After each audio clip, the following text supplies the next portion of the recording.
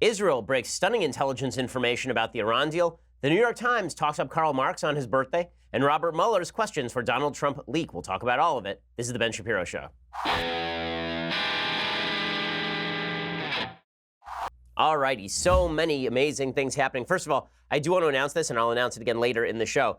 If you're not a subscriber to the show, you really should subscribe to the show, because on Sunday, we are beginning a brand new second podcast. It's a second edition of the podcast, The Ben Shapiro Show Sunday Special, and I'm going to be hosting weekly in-depth conversations with a bunch of people. Our first episode actually features me talking with Jordan Peterson. It's a full hour long, so it's none of these 5-minute, 10-minute interviews. We really go in-depth. We're talking with folks about politics and news and culture and everything in between. And if you're already a subscriber, you don't have to hit another button, because it's immediately going to pop up in your feed. So it should be awesome. Again, this Sunday's premiere episode features Jordan Peterson, so I think that you should subscribe. I think it'll be great, and you're really going to enjoy it. Okay, so before I get to the actual content of the show, because there's a lot of news breaking, particularly about Israel and Iran, first, I want to say thanks to our sponsors over at Blinds.com. So there's one part of your house you really don't think about very much, but it's making your house look like crap, and it's your blinds, okay? You have the same blinds that you had from the person who moved in before you, and that person has the same blinds from the person who built the house in 1937, and the blinds look like garbage. Well, it's making your whole house look like garbage. That's why you need to go over to my friends over at Blinds.com. They make it really easy for you. If you're not sure what you want or even where to start, with Blinds.com, you get a free online design consultation. You send them pictures of your house, and they send back custom recommendations from a professional for what's going to work with your color scheme, furniture, and specific rooms, and they will even send you free samples to make sure everything looks as good in person as it does online. Every order gets free shipping. Here's the best part. If you screw it up, you mismeasure, you pick the wrong color, Blinds.com remakes your blinds for free. So it is an awesome deal, and they've really made it easy for you. There's no excuse to leave up those mangled blinds that make it look like that you just moved into somebody else's trailer. Go to Blinds.com and use promo code Ben. You get 20% off everything at Blinds.com for a limited time when you use promo code Ben. Again, that's Blinds.com, promo code Ben for 20% off everything. That's the faux wood blinds, the cellular shades, the roller shades, and more. Blinds.com, promo code Ben. Rules and restrictions do apply. Okay, so the big news yesterday is that Benjamin Netanyahu, the Prime Minister of Israel, got up and did a 20-minute speech in which he announced that Israel had done something unbelievable. Mossad had somehow gotten a hold of 100,000 physical files from the Iranian government about their nuclear program. And that's an amazing thing. Just think of how many boxes of materials that is that you had to deliberately smuggle out of Tehran. How exactly did that happen? It's a pretty incredible thing. But what's in the files is even more stunning. So, number one, the files detail the extent of the Iranian nuclear program prior to the Iran nuclear deal. Iran has always lied about that. They've said they weren't developing nuclear weapons. They just wanted a peaceful nuclear program. The files show that that is, in fact, a lie. Also, the fact that these files had been smuggled to a secret location demonstrates something else, which is that Iran had no intention of dismantling its nuclear program, as Barack Obama seemed to suggest. Instead, they were just taking all of their files, moving them to the back room, continuing on with their secret nuclear program, probably, or at the very least putting other parts of that nuclear program on hold for the moment while they develop all the technology, all the centrifuges and all of the ballistic missile technology. And then in 10 years, after the deal is signed, so now 8 years, once that happens, they go right back to where they left off. They pick up all their old files. They have all the same people who've been working on this stuff, and boom, in 6 months, they have a bomb. Right? That is the point of the Iran deal from where the Iranians stand. That's always what people who have opposed the Iran deal have claimed is what the Iranians were attempting to do in the Iran deal. And now it's been pretty well documented. Here's what it looked like yesterday and sounded like when Benjamin Netanyahu spoke in front of the world about the files that they had gotten a hold of from the Iranians. Well, tonight I'm here to tell you one thing. Iran lied. Big time. After signing the nuclear deal in 2015, Iran intensified its efforts to hide its secret nuclear files. And this is one of the big questions. So why exactly did they bother hiding the nuclear files? If, in fact, they were intent on dismantling their nuclear program, or even on putting it on hold, why would they smuggle those files to someplace secret? Why would they continue to have a defense program staffed by exactly the same people who are running the nuclear program if they'd put their nuclear plans on hold? And the answer, of course, is they are lying, and at the very least, they are planning to reinitiate that nuclear program as soon as the deal is up, or at the very most, they may be pursuing nuclear plans in secret. Here's Netanyahu talking a little bit about the smuggling of the files. In 2017, Iran moved its nuclear weapons files to a highly secret location in Tehran. This is the Shorabad district in southern Tehran. This is where they kept the atomic archives, right here. So again, pretty amazing intelligence operation. Now, all of the Obama acolytes are claiming that we already knew all of this stuff, that we knew that Iran was lying about its nuclear weapons for years. That's why we tried to sign the Iran deal in the first place, because we knew that they'd been developing nuclear weapons. Why would we have attempted to sign a deal with people if we thought that they weren't developing nuclear weapons? Okay, fair enough, except for the fact that Iran then lied to the International Atomic Energy Agency when it came time to make the deal. So one of the provisions of the deal is that Iran had to give all the details up of what exactly they'd been doing with their nuclear program in order for the deal to go through. They didn't do that. They lied about what they were doing. They took all those files. They hid them because, again, they plan on opening those files right back up as soon as this deal is up and then developing a nuclear weapon within 6 months. That is their big plan here. The fact that all of the Obama friends are out there defending Iran today and suggesting that Iran is honest and that Bibi Netanyahu is a liar tells you pretty much what you need to know about the Obama folks. Remember, that Iran deal, which is an awful, awful deal, it does not include ballistic weapons technology, so it means that the Iranians can continue to develop long-range intercontinental ballistic missiles without violating the terms of the Iran deal. It does not cover the use of money given by the West back to Iran for purposes of terrorism, and so Iran has funneled an enormous sum of cash to Bashar Assad in Syria and Hezbollah in Lebanon. The Iran deal did not cover any of that. Obama and Kerry openly admitted that we, the United States, are currently funding Iranian terror projects, that is something that is currently happening. And yet we are told that Iran deal is so important that we have to maintain it. We're told it's really deeply important for us to maintain the Iran deal. In a second, I'm going to make the case for those on the right who say we should maintain the Iran deal versus those who say we should just scrap the thing. But it is important to note the other place in which the Obama administration lied. They lied openly about the supposed moderation of the Iranian regime. So the story that was sold by Ben Rhodes, who is a fiction writer who somehow ended up as national security advisor under Barack Obama. It's amazing. All these people who say that Trump surrounds himself with unqualified people. Okay, there is no way in the world that Jared Kushner is less qualified than Ben Rhodes, because it's impossible for anyone to be less qualified than Ben Rhodes. Ben Rhodes went from writing bad short stories that were unpublished in his Brooklyn apartment to being national security advisor because Barack Obama was friends with him. And then Ben Rhodes constructed an entire narrative sold by Jeffrey Goldberg of The Atlantic, who is a garbage human being and a terrible reporter, the same guy who fired Kevin Williamson. Jeffrey Goldberg is the guy who played stooge for the Obama administration as they proclaimed that Iran was promulgating a new moderation. They claimed that Iran had gone moderate, that the election of Hassan Rouhani, as opposed to Mahmoud Ahmadinejad, was actually a moderate move, and now Iran wanted to make a deal because Iran obviously was moving toward the center, and if we just fostered that by reaching out to them, then very soon Iran would moderate. Obviously, that has not happened. Instead, the mullahs have been re-enshrined in power and strengthened in their power by the Iran deal. They have millions of dollars flowing in they never would have seen before. I mean, we shipped literally pallets of cash. What was it, $150 billion? Something like that. We shipped pallets of cash to the Iranians. First of all, the reason we ship pallets of cash as opposed to just wiring the money is because then it's untraceable. The Iranians know that. We knew that. The Obama administration lied about the Iran deal, and they did it routinely. So the question is, why is Bibi doing this now? The answer is that Bibi is doing this now. The Israeli prime minister is revealing these documents right now because Netanyahu is attempting to make the case for scrapping the Iran deal 2 weeks before the Trump administration has to decide whether or not to recertify the Iran deal. And the Israelis have been coordinating with the Americans all throughout this process. It turns out that Netanyahu told Trump about all of these documents 2 months ago, and shockingly, Trump actually kept his mouth shut about them, which is pretty amazing in and of itself. The Israeli ambassador says that the U.S. has shared the documents with the United States, and in fact, the U.S. has authenticated them. I can guarantee you that if people had that information in 2015, this deal would have never happened at the time, because it shows there's hard evidence there that Iran has a military nuclear program and that it falsified all their reports to the IAEA, the International Atomic Energy Agency. What Netanyahu did today, he did not present simply a smoking gun. He presented a smoking bomb. Okay, and there's something else that's happening in the Middle East, too, and you have to be reading all of the tea leaves to see what's really happening here. There is a Sunni alliance that is forming against the rise of Shia Iran.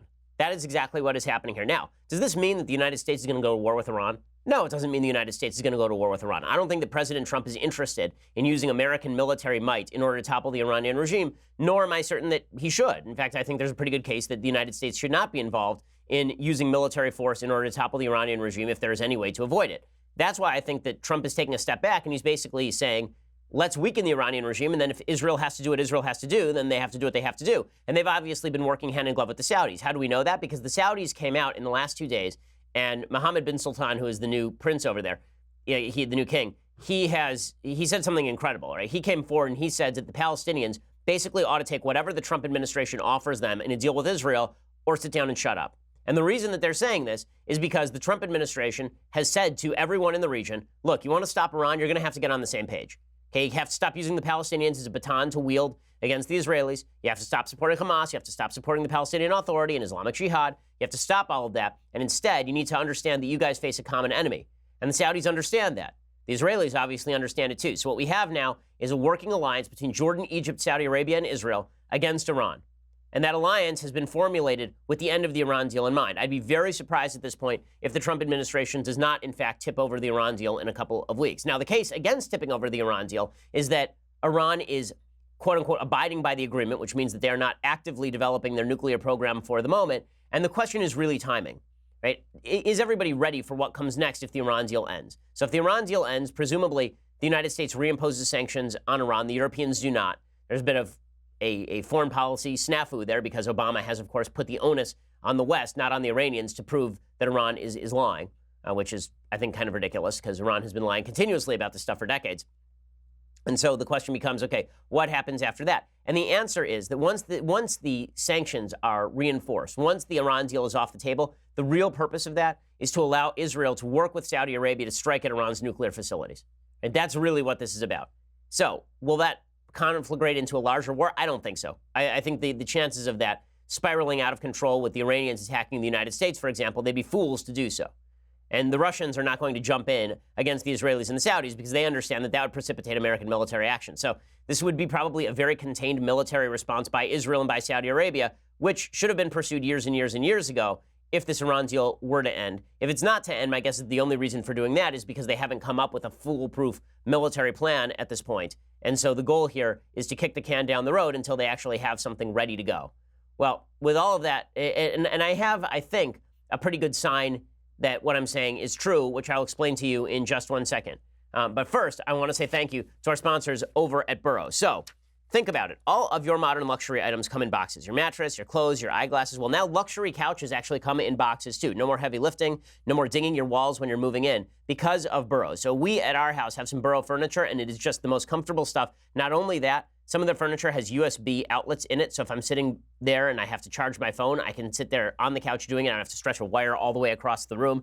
Their fabric is stain resistant, which is great because I have 2 kids who make messes out of everything. Burrow brings style and comfort to a whole new level, and they ship to your door fast and free. It is affordable luxury. It's the same quality that you would expect from high-end retailers without breaking the bank. And what's really cool is that Burrow is adaptable. So all of their furniture is modular. So if your space changes, then you can actually move the furniture around and it grows with you. So you can get a couch that expands. You can get chairs that have a place for another piece in the middle. It's really cool. And again, they have that stain-resistant fabric that can take on your pet's claws, and it has that built-in USB charger. So it's got durability, it's got functionality. So you can enjoy 30 days of cozy on your Burrow for risk-free, or try out Burrow at one of their showrooms today. So you can try out for 30 days, and if you don't like it, then they'll take it back for free. Go customize your own Burrow and get $75 off your order right now by going to burrow.com/Ben Shapiro. That's BURROW.com/Ben Shapiro. Burrow.com/Ben Shapiro for $75 off your purchase. This is furniture that's going to last you a long time, and it looks really good, and it is super comfortable. Burrow.com/Ben Shapiro for $75 off your purchase. Again, they make the luxury couch for real life. Their Burrow furniture is just terrific. Burrow.com/Ben Shapiro for that deal, and to let them know that we sent you. So I've said that I think the indicators are pretty good that the White House is going to pull out of the Iran deal. What is the chief indicator? Well, yesterday there was a statement that came out from the press secretary, the office of the press secretary from the White House, and here's what it said. The United States is aware of the information just released by Israel and continues to examine it carefully. This information provides new and compelling details about Iran's efforts to develop missile-deliverable nuclear weapons. These facts are consistent with what the United States has long known. Iran has a robust clandestine nuclear weapons program that it has tried and failed to hide from the world and from its own people. Okay, so there are a bunch of reporters who pointed out, this is a pretty stunning statement, right? They're not saying that Iran had a robust clandestine nuclear weapons program. They're saying that it has an active weapons program, which would obviously be a violation of the deal and mean that we have to pull out of the deal immediately. Well, the White House came out afterward and they changed the language. They changed to Iran had a robust clandestine nuclear weapons program. The White House said it was a clerical error, but there's very little question as to where the White House's head is at. Right? The White House believes that the nuclear deal is bad. Barack Obama knew it was bad but did it anyway and lied to the American people about it. Trump has been saying for years that the Iran deal is a disaster, and President Trump is right. Now, as I say, None of this means the United States has to go to war. And the United States can do a lot of things short of going to war. We can reimpose sanctions. We can help facilitate the use of Saudi airspace by the Israelis. We can ensure that Israel is defended in case of retaliatory strike. But that doesn't mean that we have to go to active war with the Iranians. We can support revolutionary movements within Iran in a stronger possible fashion if we have the sanctions reinforced. It's very difficult to support people trying to topple a regime when you have a deal with the regime. That's why I've always found the Obama line that it was either his deal or war to be so foolish and such a lie. He's not the only one saying it, of course. Pat Buchanan, who really despises Israel, he's been saying the same thing. Here's Buchanan making that case. So you didn't watch Bibi Netanyahu's evidence and believe it today, because I believed every word of it. I believe that Bibi Netanyahu, with due respect, wants the United States to fight a war against Iran on Israel. Nobody's talking about fighting a war. I don't want my country getting into another war. I don't want another war either. Okay, again, this is a lie. When you have people like Pat Buchanan saying that everything is inevitably going to lead to war, that's nonsense. It is worth noting, by the way, that Israel was very tepid about the Iraq War in the first place. For all the people who keep saying that Israel was the cause of the Iraq War, go back and look at the evidence. The Israeli government was really not stumping for the Iraq War. They were very, very torn about whether the United States should go to war in Iraq in the first place. That was a George W. Bush initiative. I think it was the right initiative at the time, based on the evidence that he had in front of him. But, yeah, again, this sort of Pat Buchananite, this is a war on behalf of the Jews routine, I don't think that's right, especially because as Iranian influence goes in the region, that threatens a lot of American interests aside from Israel, including Saudi Arabia, including the fate of Europe, including American troops that are stationed around the world. Iran developing this sort of technology is extraordinarily dangerous, especially considering that Iran has such close relationships with a bunch of terror groups. You talk about Iran as the greatest state terror sponsor on planet Earth. That is obviously the case. Okay, now, meanwhile, in other news, I just have to comment on Maxine Waters. So Maxine Waters came out yesterday, and she was talking about Kanye West. Now, I'm growing tired of talking about Kanye West. I think that Kanye West did something great, and over the past few days, he's been tweeting out quotes from Thomas Sowell, and all of that's really good. Do I think Kanye is a political expert? No, I don't think he's a political expert, but again, kudos to Kanye for attempting to have conversations about politics in a fashion that doesn't fit directly into the jigsaw puzzle that the Democrats have built for him. He's been saying that, you should think for yourself on politics. He's been saying that we don't have to be stuck on a particular political plantation. Honestly, good for him for saying all of that. Well, Maxine Waters has had enough. The representative from California, who is one of the more doltish members of Congress. I mean, she's really a stupid human being. Maxine Waters tore into Kanye West, and here's what she said. She said, quote, Kanye West is a very creative young man, but we also think that sometimes West talks out of turn, and perhaps he needs some assistance in helping him to formulate some of his thoughts. You see, Kanye West needs Maxine Waters to guide him because he's too stupid. We don't think that he actually means to do harm, but we're not sure he really understands the impact of what he's saying at the time that he's saying it and how that weighs on particularly African-American community and for young people in general. And then she continued, quote, I understand that he is getting pushback from a lot of young people on the internet, but we're hopeful that his creativity will continue to be demonstrated in his work. And I think maybe he should think twice about politics and maybe not have so much to say. So this is pretty amazing because she's essentially telling Kanye West to shut up and sing. That's exactly what that last sentence is. He should think twice about politics and maybe have not so much to say. And he should continue to show his creativity in his work. So let's get this straight. When Laura Ingraham said to LeBron James, shut up and dribble, that was racist. When Maxine Waters says to Kanye West, shut up and sing, that's just her, what, being a great advisor to Kanye West? First of all, for her to claim that anyone is ignorant is insane, okay? Again, Maxine Waters is one of the more corrupt, stupid members of Congress. This is a woman who, while she was sitting on the House Financial Services Committee, was named by Judicial Watch the most corrupt member of Congress, I think 4 times, because she was attempting to use the House Financial Services Committee, allegedly, to funnel money and make exceptions for her husband's bank, One United Bank. He had a bunch of stock in the bank. As for her stupidity, there's a lady who once said that Vladimir Putin was going to invade Korea, not Crimea. She once said that she said, I was once a millennial. No, she was not. She promoted abortion by saying, I have to march because my mother could not have an abortion, which is a good reason for you not to march, because if your mom had had an abortion, you wouldn't be there. But again, Maxine Waters, the entire left, a lot of folks on the left, very, very upset with Kanye West for daring to step outside of the typical box that has been built for all of these folks on the left. If you're in Hollywood, this box has been built for you. If you are a black person, this box has been built for you. And so if you step outside the box, then Maxine Waters will clock you. Again, if you step outside any box, the left will clock you. And the resistance to this, I think, is growing exceedingly strong. I think there are a lot of people right now who are feeling like, you've been hemming me in. I think, by the way, a lot of Trump's appeal in 2016 was based on the idea that he was breaking out of the box of political correctness. I think a lot of the stuff he said wasn't politically incorrect. I think it was dumb. But the fact that he was willing to say things that were politically incorrect from time to time was one of his chief appeals. And Hillary Clinton made a huge mistake politically by reinforcing the perception of a lot of Americans that the left wants to build a small box for you to live in, and if you go outside the box, then she will call you a deplorable. And Donald Trump said, listen, I hate boxes. Boxes are stupid. The corners hurt. I don't want them. And then he just blew up the box. I think that a lot of people felt the appeal of that, and a lot of people are feeling the appeal of that now, which is great, I think Kanye West is one of the people feeling the appeal of that now. Does there still have to be some sort of box for acceptable opinion and unacceptable opinion? I think most people agree that not all opinion is created equal, and not all opinion is equally valuable. But I think that if we're going to err on the side of the size of the box, we have to err on the side of a large box, a box that fits a lot of opinions. And again, a black person saying they want to vote Republican or consider Republican voting is not the end of the world. And it's also worth noting that there's a lot of disinformation being put out by the Democratic left in an attempt to win Kanye West back. Like they keep putting out the myth that the Republican and Democratic parties switched places on race in the 1960s. That is eminently untrue. It's been disproved by people ranging from Sean Trent of Real Clear Politics to a couple of professors, I believe, at Princeton. And the statistics just do not bear this out. But good for Kanye West and bad for Maxine Waters. Again, cudgeling people into line seems to be the main priority of so many folks on the left, which is really, really unfortunate these days. Okay, so before I go any further, and I have to talk about the New York Times, which is celebrating Karl Marx's birthday. I am not kidding.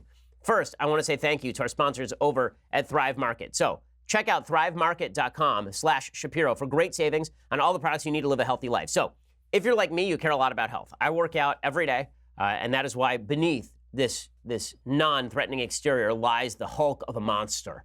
But one of the things I'm also careful about is not just the working out, but also the stuff that I put in my body. And that's why I like to eat healthy food as much as I can for somebody who hates vegetables. One of the ways that I do that is by shopping over at Thrive Market. They're a revolutionary online marketplace on a mission to make healthy living easy and affordable for everyone. You can actually shop for thousands of the best-selling non-GMO foods and natural products, always at 25 to 50% below traditional retail prices. And check out the Thrive Market brand products because they are the highest quality ingredients at even more affordable prices than the current premium products that they carry on their site. And you can get everything you need, and it's all organized. This is the nice thing, right? You can actually filter the catalog by your values and dietary preferences. So for me, that's awesome because I can search with one click of a button for everything that is kosher. And that means that I know what I can eat at Thrive Market. And again, more than 70% of the Thrive Market catalog cannot be found on Amazon. It's all top quality stuff. It's highly curated, so it's only the best of each individual product. And here is how it works. Users right now get 20%, rather $20 off their first 3 orders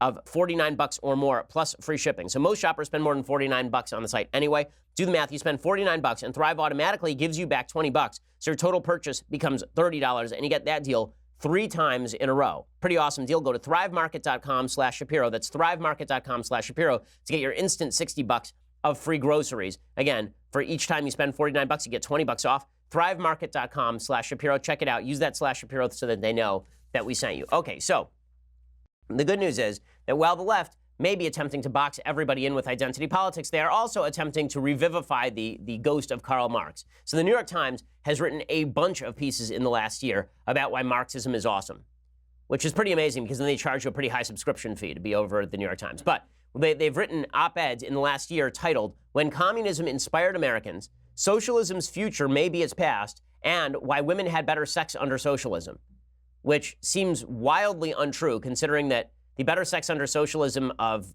China involves forced abortion, which seems like that might kill the mood a little bit.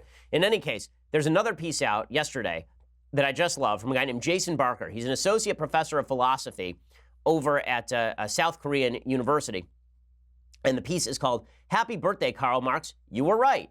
And there's a picture of a giant statue of Karl Marx. Okay, not only was Karl Marx not right, Karl Marx's idiotic philosophy led to the deaths of well over 100 million people during the 20th century alone. So if that's right, then I don't want to be right anytime soon. But here is what this professor writes.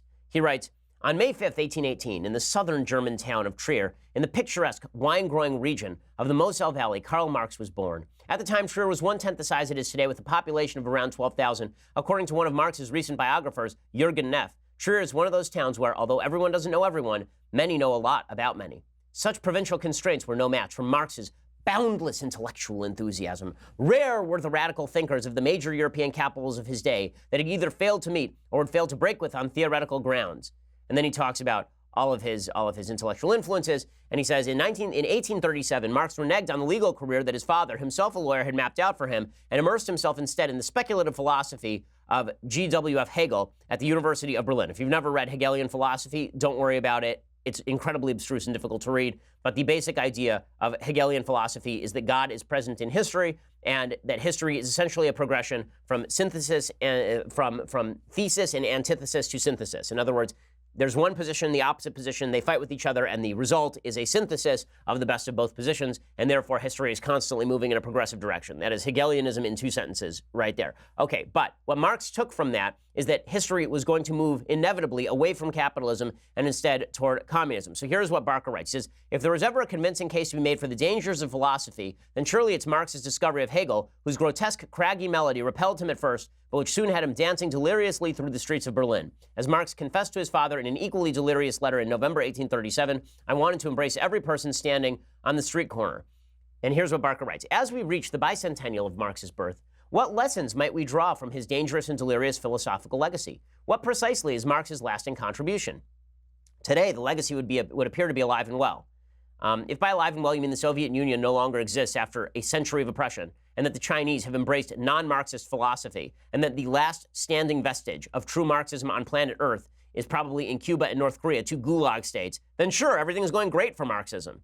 Oh yeah, and there's Venezuela also, which has just been a boon. Since the turn of the millennium, countless books have appeared, from scholarly works to popular biographies, writes this professor in the New York Times, broadly endorsing Marx's reading of capitalism and its enduring relevance to our neoliberal age. In 2002, the French philosopher Alain Badiou declared at a conference I attended in London that Marx had become the philosopher of the middle class. What did he mean? I believe he meant that educated liberal opinion is today more or less unanimous in its agreement that Marx's basic thesis that capitalism is driven by a deeply divisive class struggle in which the ruling class minority appropriates the surplus labor of the working class majority as profit is correct. Even liberal economists such as Nouriel Roubini agree that Marx's conviction that capitalism has an inbuilt tendency to destroy itself remains as prescient as ever. Well, okay, a couple of things that are wrong with this. One, Marx's basic theory, which is that rich people exploit poor people for their own profit, is idiotic. Okay, unless you can demonstrate that there is force that is being used, the fact is that capitalism has raised more people out of poverty than anything else in the history of humanity, and it is not close. Okay, in 1980, twice the number of people as today were living in abject poverty on planet Earth. Today, less than 10% of all people on planet Earth are living in what they call extreme poverty by UN standards. That is solely due to free trade and capitalism. Is that this idea that Marx's thesis is right, that it's all about class warfare? No, if you're an educated person and you've actually studied the issues, you don't believe this. You have to be a fool to believe this. You have to be a college-educated Bernie Sanders spouting idiot to believe this stuff. But here's the part that I love about Barker. So here's what he talks about. He says, Marx arrives at no magic formula for exiting the enormous social and economic contradictions that global capitalism entails. What Marx did achieve, however, through his self-styled materialist thought, were the critical weapons for undermining capitalism's ideological claim to be the only game in town. So what exactly does he say is the way that capitalism is going to fall, Marx, according to this professor in the New York Times celebrating Marx? Well, Marx was convinced that capitalism would soon make relics of all of these workers, all these various types of workers. The inroads that artificial intelligence is currently making into medical diagnosis and surgery, for instance, bears out the argument in the manifesto that technology would greatly accelerate the division of labor or the de-skilling of such professions. Okay, first of all, here he has picked an incredibly poor example. My wife, as mentioned many times on the show, is a doctor. The fact that she is capable of using medical technology to diagnose has made her a better doctor. It has not declined. It has not reduced the demand for doctors. We still have a shortage of doctors in the United States, largely thanks to the regulatory policies of the federal government. Okay, but this is my favorite part. So then he talks about how what we really need here is something new. He says, we need a classless and stateless society. Right? He says, where Hegel had stopped at advocating a rational liberal state, Marx would go one stage further. Since the gods were no longer divine, there was no need for a state at all. So it's not that the state existed in history and that God existed in history. It's there was no need for a state. Instead, we could have a classless, stateless society that would come to define both Marx and Engels' idea of communism and, of course, the subsequent and troubled history of the communist states that materialized during the 20th century. And I love this part. He says, there is still a great deal to be learned from their disasters, but their philosophical relevance remains doubtful, to say the least. So just to get this straight, according to this particular professor of philosophy at a South Korean university writing in the New York Times, the history of Marxism can be completely separated off from the history of the USSR, China, North Korea, Cuba, Venezuela, and every other state that has attempted state-sponsored communism. Right? None of that has any philosophical relevance. Right? They're sort of historical curiosities. Weird that they all thought they were interpreting Marx too, but apparently this guy's the only guy who understands Marx. This is the best part, right? So here he talks about where Marxism really exists, and this is actually important.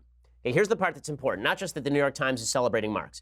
This part that I'm about to read to you is important because you need to understand that what he says here is true. The Marxist roots of identity politics are very clear, and they are very disturbing.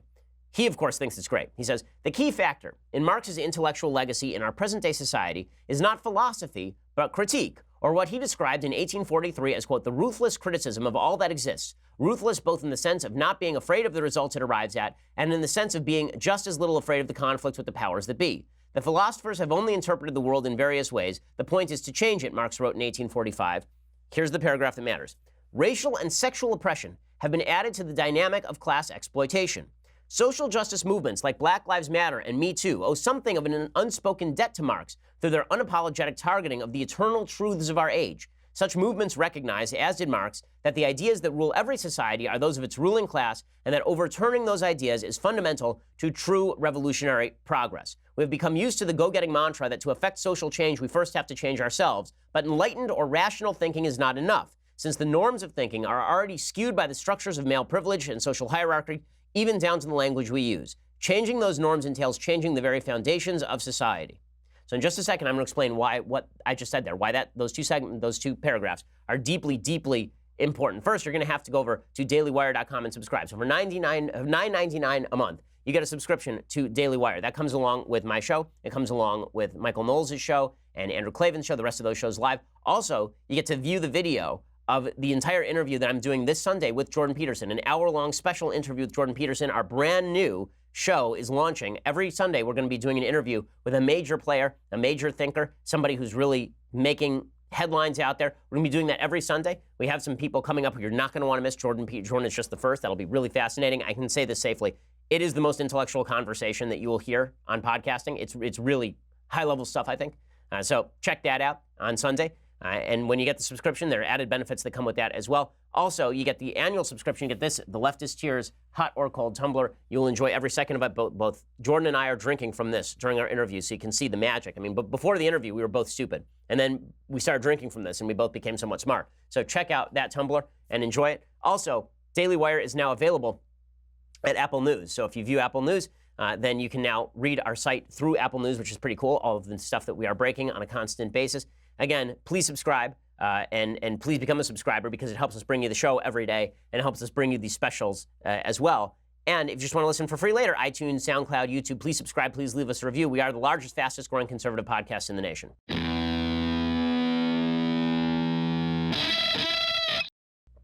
So back to this piece from the New York Times.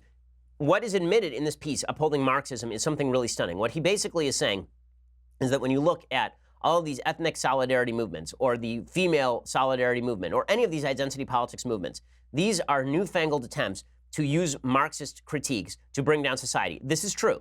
Okay, if you go back to the 1960s and you look at the work of a lot of members of the Frankfurt School, people like Herbert Marcuse, and you actually read them, what they are saying is that the new stand-ins for the lower classes that are going to rise up, the proletariat who are going to rise up and take over the system, instead of doing it by class, he says, we're going to separate you by racial group. We're going to say that you black people have been victimized by American society, and you gay people have been victimized by American society, and you Hispanic people, and you Jewish people, and you women, and you transgenders. You've all been hurt by American society. Now rise up and tear down your oppressor. The new Marxist revolution is happening, but it's not happening on the basis of class.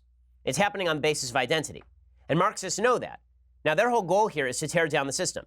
And what they say is that once we have a classless society, all this will go away. And this is why when you hear Bernie Sanders talk, it's really kind of ironic and hilarious. When Bernie Sanders talks, he's talking the language of Marxism on behalf of identity politics. But the identity politics movement has grown so strong that it's now at war with some of its Marxist roots. What I mean by that is that when you listen to Bernie, what Bernie basically says is, look, all these identity politics groups are being oppressed. They're being oppressed. The way they're not going to be oppressed anymore is when there's a socialist utopia. When we have a socialist utopia in which income is redistributed and in which people at the top are stamped on and people at the bottom are uplifted, then there will be no more racism, there will be no more sexism, there will be no more homophobia and transphobia. Everyone will get along, everyone will love his brother. Socialism will be the solution. Well, that was the message that was being put forth by all of the advocates of identity politics who originally started the identity politics advocacy in the 1960s and 70s. Okay, so Bernie is just spouting what he knows from his 1960s commune time. But the identity politics advocates, they say, well, Bernie is not paying enough attention to us. Right? The Marxists aren't paying enough attention to us. They don't understand. Even if we tear down the current capitalist system and we put in its place a socialist system, that's not enough. Identity politics, tribalism, actually overcomes Marxism in their rubric. And so what you're seeing right now, and it's fascinating to watch, is an ongoing fight between the identity politics wing of the Democratic Party and the Marxist wing of the Democratic Party. And they're going to war with each other, even though the Marxist wing created the identity politics wing. It's really quite fascinating. But it is important to note that the goal of all of this, the common cause, is to tear down the capitalist system, to tear down the social hierarchies, the supposed social hierarchies based on race, not on merit. Right? None of that is true. Okay, what exists in the United States right now is a meritocracy. What exists in the United States, by and large, without government regulation, is a free and open country where you can fall or rise on your own merit. Okay, that's a very good thing. But Marxists believe that all of that has to fall, and they are using identity politics as a tool in tearing down the social order. The final paragraph from Jason Barker over at the New York Times is pretty amazing. He says, the transition to a new society where relations among people, rather than capital relations, finally determine an individual's worth is arguably proving to be quite a task. First of all, it's hard to say what exactly that's supposed to mean. You know, I do judge all the individuals around me not based on how much money they make, but whether they are good people. In fact, that's been a religious principle since the beginning of religion, that you're supposed to judge people not on the amount of money that they make. You're not supposed to judge their worth by their income, but by how they are as human beings. But Marxism says that we can somehow quantify that in such a way that we can pay people in accordance with their virtue, which is really weird and I think untrue. But Barker concludes Marx, as I have said, does not offer a one-size-fits-all formula for enacting social change, but he does offer a powerful intellectual acid test for that change. On that basis, we are destined to keep citing him and testing his ideas until the kind of society that he struggled to bring about and that increasing numbers of us now desire is finally realized. So we're just going to keep repeating Marx's routine until Marx's dream is realized. Marx's dream was realized, and it was a dystopian nightmare. But the New York Times and leftists all over the world refuse to recognize that because that is their last best hope for the replacement of a Judeo-Christian value system with a system of their own making. They tried bureaucratic centralization and top-down running things. That didn't work in the early 20th century. They tried fascism. Okay, fascism was a left-wing movement. Mussolini began by studying Marx. Okay, Hitler, too, began by being entranced with some of the ideas of Marx and Hegel. All of these things were left-wing movements. By European standards, they became right-wing movements because they became counter-communist, but that does not mean that by American standards, these were right-wing movements. Okay, fascism, Italian fascism, if placed in the United States, would have been much closer to FDR than it would have been close to Wendell Willkie. And the same thing is true of Hitler's politics. Okay, but the fact is that the left is never going to let go of the Marxist dream because the left looks at human beings and they say, human beings suck. The only way to transform them is by transforming the system. Religion looks at human beings and says human beings suck. The only way to transform human beings is for human beings to transform themselves and to become better human beings. It's not about the system, it's about you. One of those philosophies leads to better human beings. The other philosophy leads to horrible societies as a general rule. Okay, so in just 1 second, I want to talk about some big breaking news, and that, of course, is chaos in the Mueller investigation as some of Mueller's questions are leaked. Before I get to the Mueller questions, though, I just have to note one quick thing that's pretty amazing. So, you know, I live in Los Angeles. I've spent a lot of time, my entire life basically, in left-wing areas, Los Angeles, Cambridge, Massachusetts. And that means that I know a lot of folks on the left, and a lot of folks on the left who like to talk about how terrible the United States is, how racist and awful it is, and spend all of their time trying to effectuate social change, spend all of their time trying to fix the ills of society, trying to tear down the hierarchies in order to build a new, beautiful, classless society. A lot of those people are totally full of crap. How do I know this? Because when it comes time for those same rules to be applied in their backyard, suddenly it becomes, well, not so interested. Okay, the latest case in point here is white residents of New York City's Upper West Side complaining about the idea that they're going to have to take in a bunch of low-income minority people into their schools. So the College Fix is reporting that Raw Story, which is not a right-leaning news organization, caught this meeting on tape. There's a meeting of residents in New York's Upper West Side, at a meeting of the local school district, and progressive parents find out that their schools will soon have to reflect the demographics of New York as a whole, and the schools in the area are currently predominantly white, and they get really mad, watch as these white parents become very upset about the idea of having to allow low-income minority children into their schools. An emotional meeting on the Upper West Side, parents objecting to a proposal to require each of the 17 local middle schools to reserve a quarter of their seats for students scoring below grade level on state English and math exams. Some parents warning that high-performing students would be shut out of the most desirable schools. Because you're talking about telling an 11-year-old you worked your butt off and you didn't get that, what you needed or wanted. You're telling them you're going to go to a school that's not going to educate you in the same way you've been educated. Life sucks. Is that what the DOE wants to say? Okay, so I love that all of these people who presumably voted for Bill de Blasio and love the idea of forced busing so long as it's not in their neighborhood, as soon as it comes into their neighborhood, then it's like, no. Right? These are the same people who say that everyone down south is racist, but on the Upper West Side of New York, they're saying, we don't want those low-income black kids in our school because it's going to ruin our school. This is, by the way, is why I believe that public education in general is a serious problem that has to be rectified by local answers. It can't be rectified by government at a broader level. Because all that's going to happen, by the way, here's what's really going to happen, is that there will be demographic changes in these schools. The parents will just pull their kids out and put them in private school. Right? That's exactly what's going to happen, because that's what's been happening in the United States for years and years and years and years, beyond which I'm not sure that the schools are generally the problem. I think that very often the circumstances in which people grow up are much more defining as to whether you're going to be a success later in life than the school to which you went as an elementary school student. I think one of the great myths of our public education system is that if you went to a really solid public school when you were 5, that is more indicative of your success level than whether you had a single mom or grew up in poverty in an area with a lot of crime. I just don't think that's right. I think that generally the two things tend to be linked, but that's more of a statement about the culture and society in which you grew up. Again, not having nothing to do with color, because there are plenty of poor white societies that have crappy public schools as well. Dumping more money ain't going to fix it. I'm not sure that forced busing is going to fix it either, but I can say that because that's what I believe. I'm not sure the people on the Upper West Side who say that I'd be horrible for saying that are allowed to say that. Right? All the people on the Upper West Side who are listening to this, okay, if you think that it's horrible and racist to suggest that maybe I should be able to put my kid where I want to put my kid in school, and that kids should have school vouchers so they can put their kids where they want, they can go where they want to school. If you think that that is racist and awful, let me just suggest that if you go to your local school meeting and rant and rave about a bunch of black kids coming to your school because you think it's going to lower the educational credentials of your school, maybe you ought to take a look in the mirror. Maybe you ought to take a look in the mirror. And I'm not suggesting those black kids can't come to your school at all. In fact, I think they should be able to pay to come to the school with vouchers. I'm suggesting that there are these gated communities that exist with public tax dollars that are a serious problem in a lot of these areas, and that your objection on the left to people going to private school is really an objection that you should be applying to yourself, because at least people who go to private school aren't taking advantage of public money to send their kids to gated communities.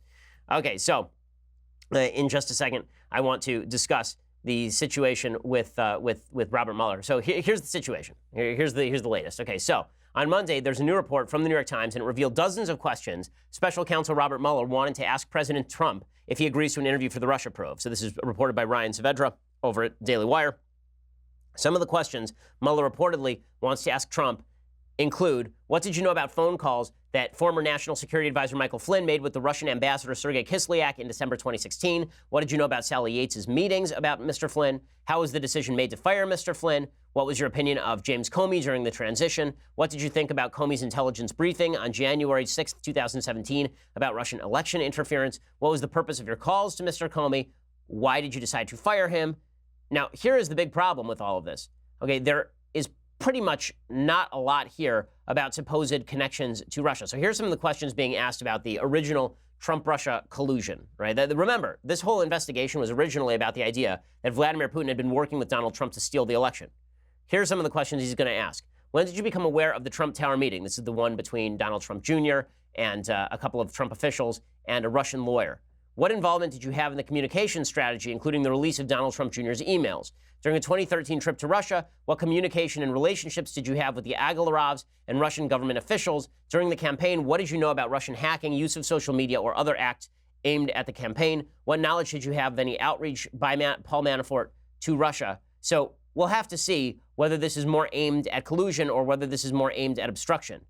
It seems like very little of it is aimed at the collusion, because if they actually had evidence of collusion, then they'd be going after Trump and his people already, I assume. I mean, if they actually had evidence evidence of conspiracy to violate campaign law, then I assume they would already be going after people. So this really goes to intent, right? What they're really trying for here is that Trump intended to do stuff and then he was obstructing justice by firing people. But it doesn't sound like they have the goods just from the list of questions that they have put forth. Again, I feel like Trump would be a fool to get in a room with Mueller because Mueller could catch him in some sort of perjury trap. But, you know, maybe Rudy Giuliani thinks differently. We will find out. Okay, time for a thing I both like and hate. We'll do a combined thing I like and hate. So here is the thing that I both like and hate. Avengers Infinity War. So I have many thoughts on Avengers Infinity War. And if you haven't seen the movie yet, now is the time for you to cut short today's podcast and then go back and listen to it a little bit later after you've actually seen the movie. If you're one of the 5 people in America who have not seen the movie yet, sorry for those in the room who have not yet seen the movie. I'm about to spoil a bunch of crap for you. So Mathis, it's time for you to turn off your earphones and then walk out of the room if you don't want to be spoiled, because I'm about to say a lot of stuff that's about to spoil the movie. Okay, so first of all, the movie is well made. It's really well made, considering they have to juggle about 83 different plot lines. And you can see from the poster that it's every person in the world in one movie. The truth is, the real focus of this movie is Iron Man, Thor, and the Guardians of the Galaxy. Those are really the people who you're following during this film. Captain America is not in the film very much at all. Here's a little bit of the preview. If you're one of the 5 people in America who didn't see the preview, here's a little bit of what the movie looks like. The entire time I knew him, he only ever had one goal. To wipe out half the universe. If he gets all the Infinity Stones, he can do it with the snap of his fingers. Just like that. Tell me his name again. Thanos.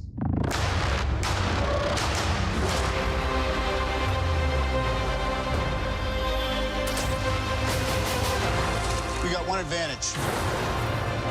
He's coming to us. We have what Thanos wants. So that's what we use.